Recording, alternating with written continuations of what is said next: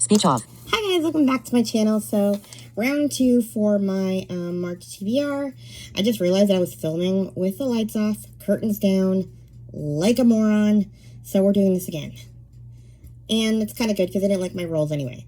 So, I have a bunch of books to read for March. I know I'm not going to get to all of them. I'm not even going to try. It's middle grade March, and I'm not really feeling very middle grade at the moment. I'm just kind of burned out a little bit. I loved February, but I read a lot of fairy tales, and I'm in the mood for some adult stuff. And so I don't know if I'm going to get as much middle grade done as I've done in years past. I just don't feel like it. And there's so many adult books that I want to get to that I haven't gotten to because I've been participating in readathons, which have been fun, don't get me wrong, but they're not as fun after a while when you get some burnout. So I'm just going to read what I want to read, but I do have some possibilities, and it'll give you recommendations. So we'll see. I have possibilities for every occasion. I also want to play my game again. So yeah. Let's hope this is visible. I think it is. I don't know. The dice is tiny anyway. You can't see it very well, even if I can focus the camera well. So, rules, again, if I get a 1, we do a reread. If I get a 2, we do a series. If I get a 3, we go for my 26 and 2026 list. If I get a 4, we do a nonfiction. If I get a 5, we do a booktuber recommendation. And if I get a 6, we do prompt jar. Hopefully, I get some rules to where I can use the books that are already on my list, because I probably don't need any more. But I really want to get a prompt. I love prompts. So, I'm hoping for a 6, but we'll see. I already did the rolls, and they were okay, but they were kind of boring. So, let's do this. We're going to do 6 rolls. 1, 2, 3. We got a 3. So, that is 26 and 2026 list. I need to get rid of my notes from my first time doing the rolls, because I already did them and I messed up the videos. So now I need to find my box and look for a relatively short book for my list of 26 and 2026, because I got a lot. No, I don't want a series. Okay. All of these books are huge. Although I've read 3 already, so I'm doing pretty good. But I don't need a chunker this time. I really don't. All of these are gigantic. No, we're not doing a Kate Quinn. Or Lilac Girls. That thing is huge.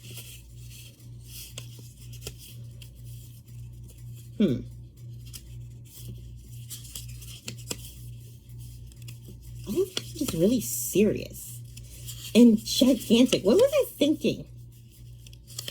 Or books that are more summery, like summer feel books. Definitely not reading Christie. That thing's a monster. We are not reading Christie this month. Not with the pile I got. I don't know what I want to do for this list.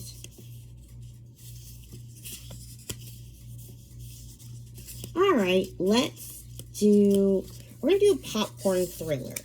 We're doing Not My Mother by Miranda Smith. This one is probably one of my shorter ones.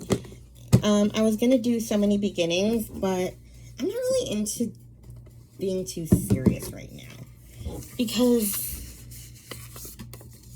I have a lot of other books that are kind of serious. And yeah, I just got off reading a bunch of Black History Month books too, so. But this one is about a daughter who finds out that her mother kidnapped her and she has a baby, so is her baby in danger. I already read one Miranda Smith book and I loved it, so yeah. So, Not My Mother by Miranda Smith. So, yeah. Let's see what we get for roll number 2. Sorry, that took really long. No! We're not doing another one. I got a 3 again. We're going again. 4. What's a 4? Nonfiction. Okay, I'm going to keep the one that I already had for nonfiction for my last roll. It's Waypoints by Sam Hewen. Thank God. I don't need another roll. I mean, another book. That works. Waypoints by Sam Hewen. That one sounds fun, and who wants to hear... I mean, it's perfect for Outlander coming back. So, yeah, let's do another roll. Yes, a 6. I wanted a 6. So, let's get a prompt jar. That's my booktuber jar. I cut out a bunch of new prompts recently. Shake, shake, shake, shake.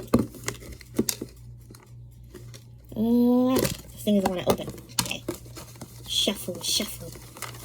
I'm trying not to read. It's really hard to grab something without reading it. A kidnapping. Ooh.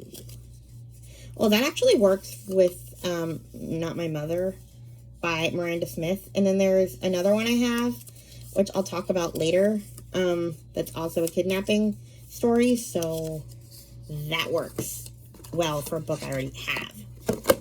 I love a prompt. So, rule number 3 is prompt jar, a kidnapping. Roll number 4.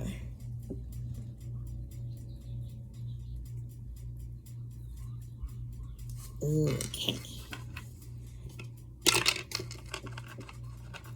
Another 6. Which is good because I love prompts. Okay. Swirly, swirly, swirly. What's this? This is upside down. A Regency romance. I don't think so. Not this time. Putting it back and getting another one. They're really long, and I don't know. I need something short.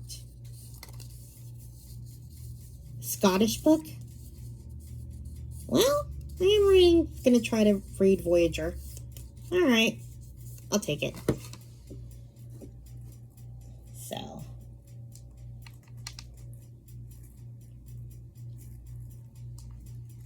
why not?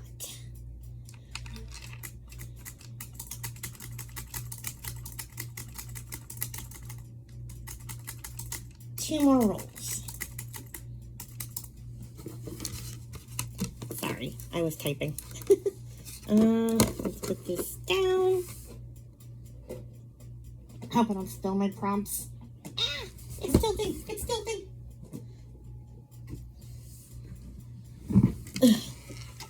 Okay. 2 more. It's hot in here.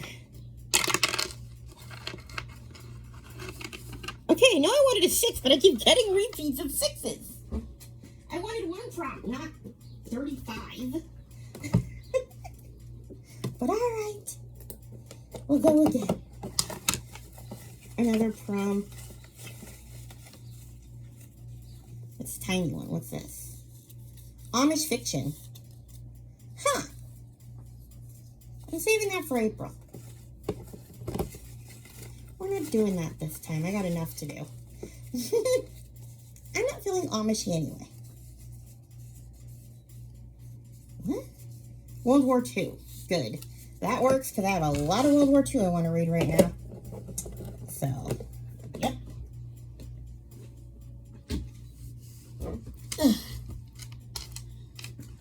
Prompt jar. World War II. Last roll. 1, 2, 3. A 1. So 1 is a reread. I'm going to probably be rereading Lemony Snicket for middle grade March, so that works perfectly.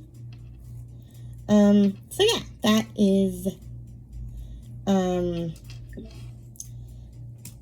my game. And now we're going to get to the books that I had originally on my list. Not bad. I can pretty much use the prompts to do what I was already going to do anyway. So, okay, let's put this back. I moved my lamp. I don't remember where she put it. Whatever. Hope I didn't kill my...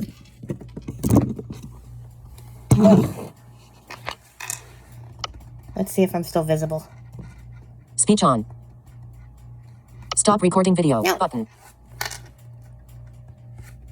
Anyway. Stop recording video. Button. Speech off. So yeah. Back to this. I'm starting a new Jane Austen book. Persuasion with the Pod and Prejudice podcast. I finally finished Emma. Thank God, I was getting so sick of her. So yeah, I'm starting that. I don't know if I'm going to finish that in March. It's going to be an ongoing thing because, you know, you go over some chapters, you read some chapters, you listen to an episode, you read some more. So I kind of let it drag out. I probably won't let it drag out like 9 months the way I did Emma, but, you know, I started in July and I finished in February. I'm not doing math. I'm tired.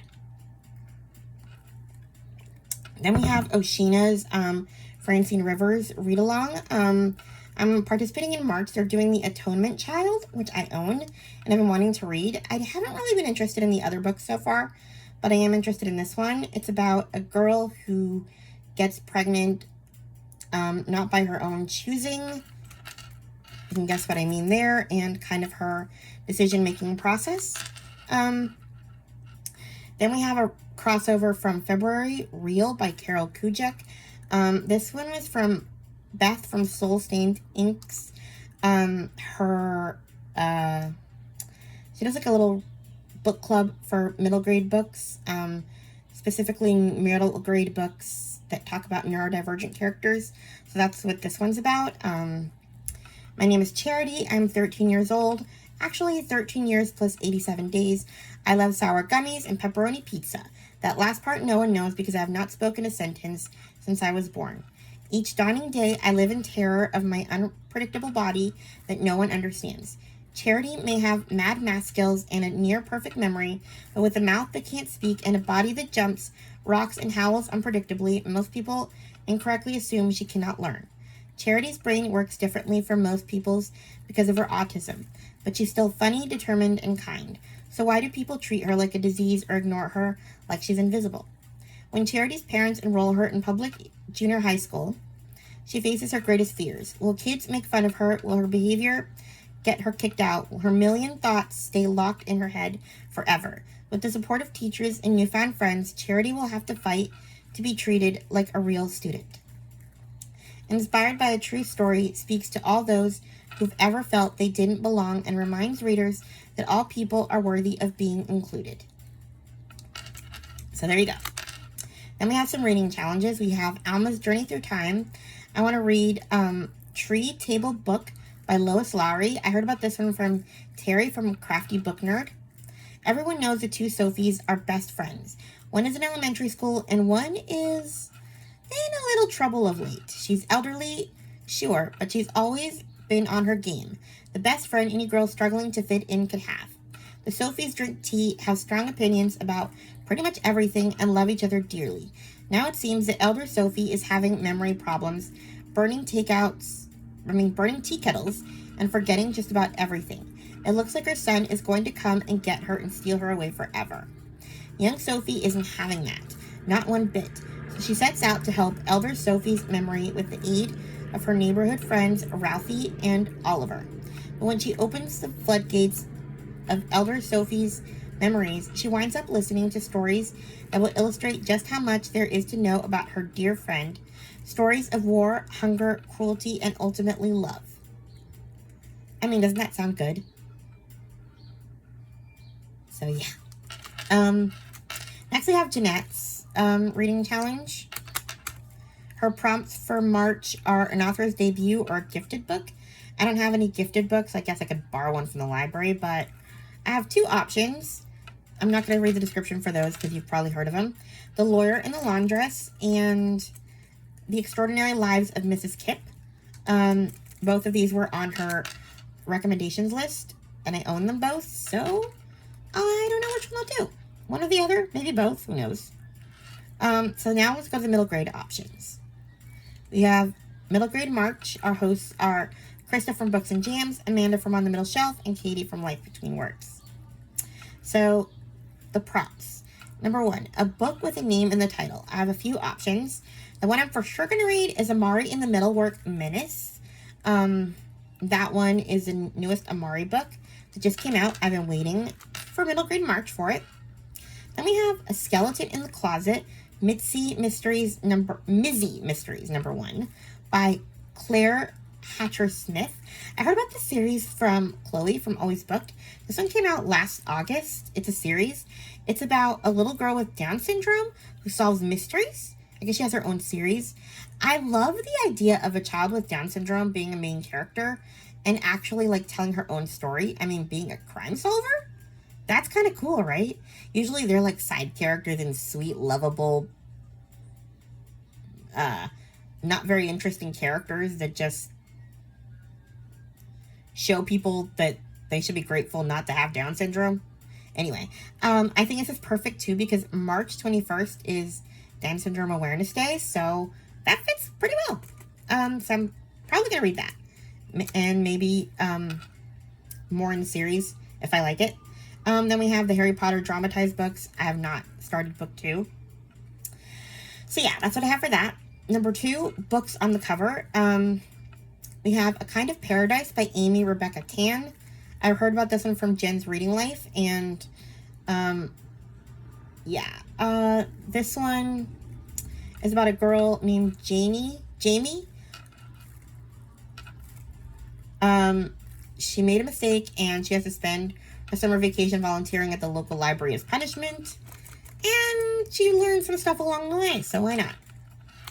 Then we have Library Girl by Polly Horvath. I thought I never heard about this author, but I have. I read Everything on a Waffle by her years ago. I remember I liked it, okay?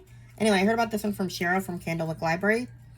After secretly living in the public library for the past 11 years, Essie must learn to adapt to a world that's not as perfect as the story she's grown up with. So, I guess she lives in the library? And librarians are hiding her? I don't know. Then we have some, I don't know if I'm going to get to these. I'm not really feeling fantasy at the moment, except for Amari, but we have The Library of Unruly Treasures by Jean Birdsall. It also came out in August. And then we have The Secret Library by Kelka Magoon. I just heard about this one from Katie from the Currently Reading podcast. Since Grandpa died, Dally's days are dull and restricted. She's 11 and a half years old, and her exacting single mother is already grooming her to take over the family business. Starved for adventure and release, Dally rescues a mysterious envelope from her mother's clutches, an envelope Grandpa had earmarked for her. The map she finds inside leads straight to an ancient vault, a library of secrets where each book is a portal to a precise moment in time. Interesting, right? Number 3, a book where siblings are featured as the main characters. So, I have Nothing Else But Miracles by Kate Albus. I'd heard about this one a long time ago. 3 siblings living on their own in Manhattan's Lower East Side while their dad is fighting in World War II. And I guess mom is dead, and they're trying to keep under the radar. I don't know. I'm not really feeling this one. I just put it down as an option. Then we have The Railway Children by E. Nesbitt. I don't know. We'll see. Maybe. And then Secrets of the Purple Pearl, the Millicent Quibb School of Etiquette for Young Ladies of Mad Science. It's book 2 of that one. That one's nice and short. And then I could also finish Beyond the Far Horizon and finish up the Restorationist series by Carolyn Lilliglau. So there's that.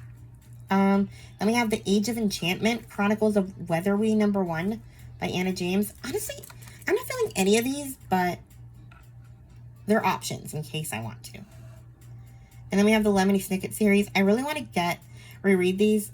I just bought them on an Audible sale. Did I already say that? Or was that in my last take? Anyway, I bought the first 8 in an Audible series sale. So I want to reread these. And then there's the Ramona books. I left off on Ramona and her father last middle grade March. We'll see. So, then a book with historical fiction is the next prompt. We have Words on Fire by Jennifer A. Nielsen. I'm not reading some of these because Krista already talked about them. Magnitude by Jennifer A. Nielsen. That's her newest one. It's coming out March 3rd. That one is about an earthquake, I guess. Okay, that's all I have for that. Number 5, read a book by a BIPOC author. I have Stella by Starlight by Sharon Draper. Krista also talked about this one. But basically, it's about siblings. I guess it could be used for siblings who see something during the Jim Crow era that is traumatizing. I'm guessing it's a KKK thing. Then we have From the Desk of Zoe Washington by Janae Marks. She's basically trying to get her father out of prison because she doesn't think he did it, whatever he did. So we'll see how that goes.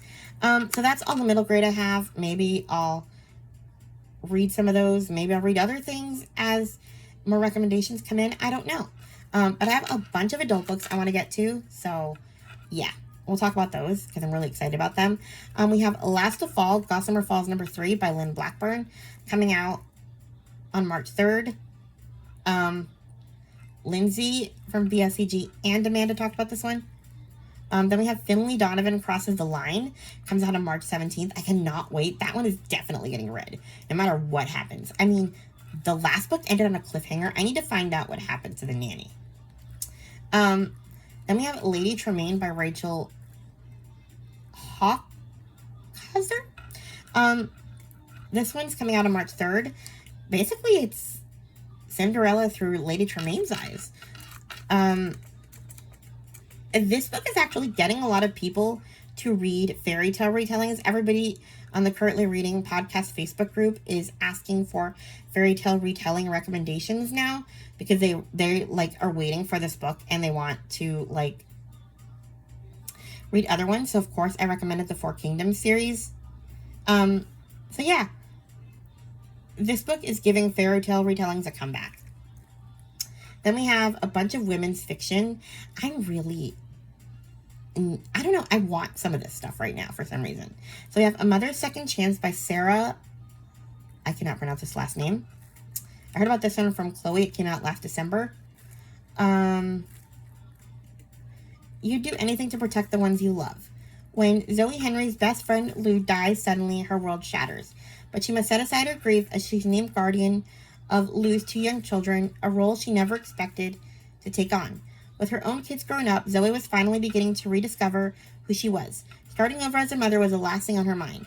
But as sleepless nights turn into shared laughter, something begins to stir in her, a new sense of purpose. But just as Zoe starts to believe this unexpected second chance might be the start of something beautiful, a secret left in Lou's house threatens to unravel everything. Now Zoe must face not only the secrets of her best friend's past, but the fear that she might lose the fragile new family she's come to cherish. I mean, I need to know what this is. Then we have a new World War II series. I've been waiting for book 3, which comes out in March. So the first one is called The Home for War Orphans. Orphans of St. Agnes, number 1, by Jenna Ness. Paris, 1940. Golden light bathes the crumbling rooftop of the orphanage. I stroke my little sister's hair and comfort the other war orphans, climbing into the rickety truck. We must leave the only home we have left, or the Nazis will find us. I mean, right? And honestly, if I get no middle grade done at all, this works for Alma's prompt anyway, because it's about children. It's a trilogy. I'm going to read all of them. That's just going to happen this month. Just is. Then we have Maggie Hartley's new fostering memoir, My Brother's Secret. And then we have The Baby Nurse by Stacey Rubin. This one is about a NICU nurse. She lost her own daughter. I guess she died somehow.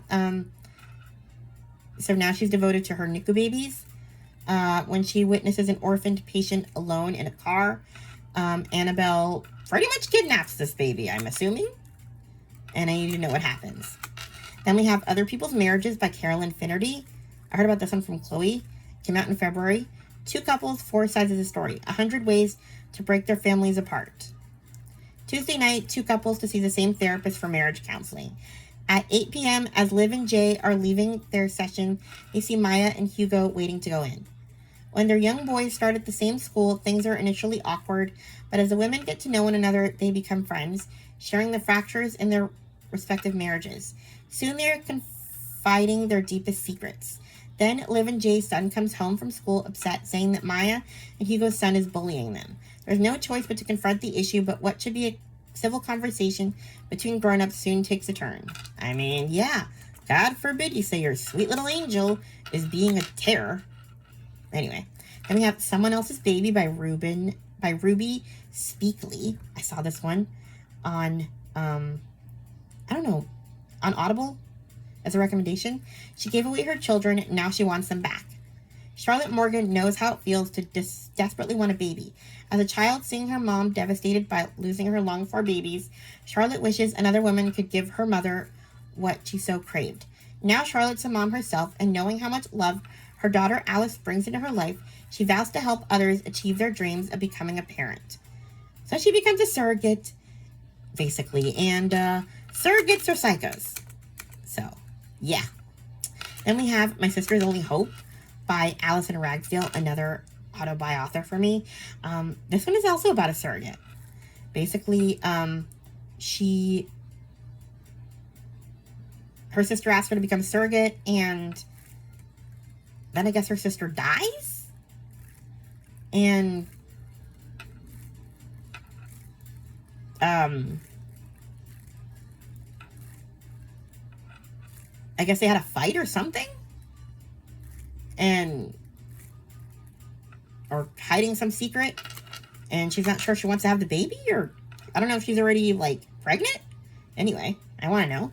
Then we have The Child We Lost by Sheila Norton. What would you do if your lost child came back? This is why a kidnapping prompt worked well. The day we lost Josh, a part of me broke. He was only 3.5 years old. His twin Ruby, suddenly an only child. We thought we were doing as well as expected, but when Ruby comes to me and says she saw Josh alive, I assume she's struggling more than we realize. It's her way of holding on, of refusing to let go. But then I see him too. A boy with Josh's same pale blue eyes, the silvery white hair that falls across his forehead in exactly the same way. It's more than a similarity. This boy could be Josh's twin. How can that be possible? Is it him? Is it not him? I want to know. Then we have The Last Baby in Auschwitz by Anna Stewart. Auschwitz, 1945. My baby's thin cry pierces the cold, frosty night. I rock him gently in my arms, willing him to be quiet, because if anyone hears my newborn, he could be snatched from me, or worse. We're so close to freedom now, and I pray that soon I will walk out of the iron gates with my precious son. I mean, mine. So yeah, that is everything that I hope to read in March. By the way, sorry for the marching band next door if you can hear it. I don't know what they're doing out there, but yeah, that is my March TBR. Please like, comment, and subscribe, and I'll talk to you guys in my next video. Bye. Speech on. Stop recording.